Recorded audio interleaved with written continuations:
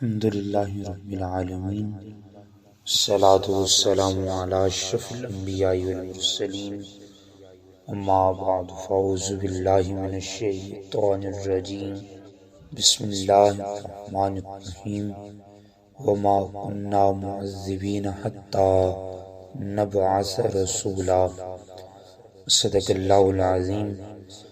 اللہم صلی وسلم دائما ابدا علی حبیبک خیر الخلق کلہم۔ الحمدللہ تعالی، اللہ رب العزت کا بے پایاں فضل ہے کہ اس کی توفیق خیر سے بحمد اللہ تعالی ہم نے الہیات کی بحث کو مکمل کیا۔ آج سے ہم نبوات کی بحث کو شروع کرنے جا رہے ہیں۔ نبوات کے اس باب میں ہماری پہلی گفتگو نفس نبوت و رسالت کے متعلق ہے کہ نبوت و رسالت کیا ہے۔ عقیدہ یہ ہے کہ اللہ رب العزت نے کم و بیش 1,24,000 انبیاء بھیجے، ان سب پر ایمان رکھنا واجب ہے کہ وہ اللہ تعالیٰ کی طرف سے برحق نبی بن کر کے آئے تھے۔ ان میں سے کسی ایک کی گستاخی کفر ہے۔ اس پر قرآن کریم میں اللہ ارشاد فرماتا ہے وَلِكُلِّ قَوْمٍ هَادٍ، اور ہر قوم کی طرف ایک ہادی ہے، یعنی ہر قوم کا ہادی ہے، ہدایت پہنچانے والا، ہدایت لے کر آنے والا ہے۔ قرآن کریم میں سورہ اسراء میں اللہ رب العزت نے ارشاد فرمایا وَمَا كُنَّا مُعَذِّبِينَ حَتَّى نَبْعَثَ رَسُولًا، اور ہم عذاب کرنے والے نہیں جب تک کہ رسول بھیجنا نہیں، جب تک ہمارے رسول نہیں تشریف لاتے تب تک ہم کسی بھی قوم پر عذاب نہیں لائیں گے۔ اللہ رب العزت نے قرآن کریم میں سورہ بقرہ کی سیکنڈ لاسٹ آیت میں حکم دیا ہے کہ آمن الرسول بما انزل الیہ من ربہ والمؤمنون، یہ دراصل حکم نہیں خبر ہے۔ اللہ ارشاد فرماتا ہے کہ رسول خدا اس کتاب پر جو ان کے پروردگار کی طرف سے ان پر نازل ہوئی ایمان رکھتے ہیں۔ کل آمن باللہ وملائکتہ، ایمان لاتے ہیں اللہ رب العزت پر اور ملائکہ پر، وَكُتُبِهِ وَرُسُلِهِ، اور کتابوں پر اور اس کے رسولوں پر۔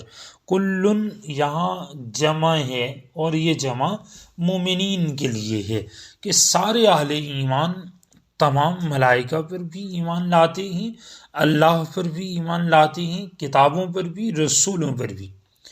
لا نفرق بین احد من رسولہ، کسی ایک رسول اور دوسرے رسول کی مابین کوئی امتیاز نہیں کرتے ایمان لانے میں، یعنی جب وہ ایمان لاتے ہیں تو تمام رسولوں پر اللہ کے رسول ہونے کی حیثیت سے ان پر ایمان لایا جاتا ہے کہ وہ اللہ کے رسول ہیں اور انہیں ہم رسول مانتے ہیں، وہ اللہ کے نبی ہیں، انہیں ہم نبی مانتے ہیں۔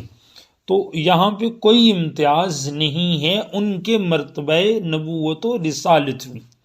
اب جو امتیاز، جو فضیلتیں ان کی جزوی ہیں وہ ایک الگ بحث ہے۔ تلک الرسل فضلنا بعضهم علی بعض، ہم نے بعض پر رسولوں میں ایک دوسرے کو فضیلت بخشی۔ بعض ایسے ہیں جو اللہ سے کلام کرتے ہیں، بعض کے درجات کو بلند کر دیا، تو وہ ایک الگ بحث ہے۔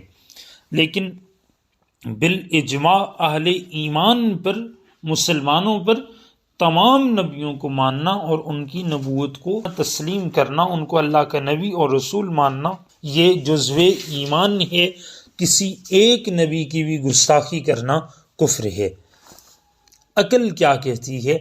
عقل اس بات کو قطعاً تسلیم نہیں کرتی کہ ہر شخص کو کھلی چھٹی دے دی جائے کہ وہ جو چاہے مرضی کرے، جیسا کہ ہماری زندگی کے ہر معاملے میں ہر کسی کو آزادی نہیں دی جا سکتی، پھر ہر معاملے میں عقل حسن انجام کے لیے بھی کافی نہیں تھی، تو کسی ایسے معلم کی ضرورت تھی جو ہر کام کے عواقب کو بیان کرے، یعنی اس کام کا اس میں تحسینی پہلو کیا ہے اور اس میں تعقیبی پہلو کیا ہے، کس پہلو سے اس پر پکڑ ہو سکتی ہے، ان تمام عواقب کا اظہار کیا جائے۔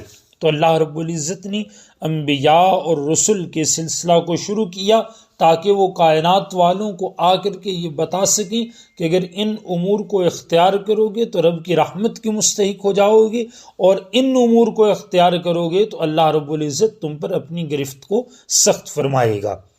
عقل کے پیش نظر ہر کوئی اپنے حق ہونے کا مدعی تھا، تو ان میں محاکمہ کرنے کے لیے اللہ نے انبیاء اور رسل ارسال فرمائے، ان کو مبعوث کیا، اور انہوں نے آ کر کے کائنات والوں کو حق اور باطل کا فرق بیان کیا۔ جب دانشور مفکر یہاں تک کہ علماء کے مابین اختلاف ہو جاتا ہے تو ایک کے نزدیک جو ثابت ہے وہ دوسرے کے نزدیک ثابت نہیں ہوتا، جبکہ اللہ رب العزت کے نزدیک حق ایک ہی ہے، دوسرے کی گنجائش نہیں ہے۔ تو اس حق کی خبر دینے کے لیے انبیاء اور رسولوں کا ہونا ضروری تھا۔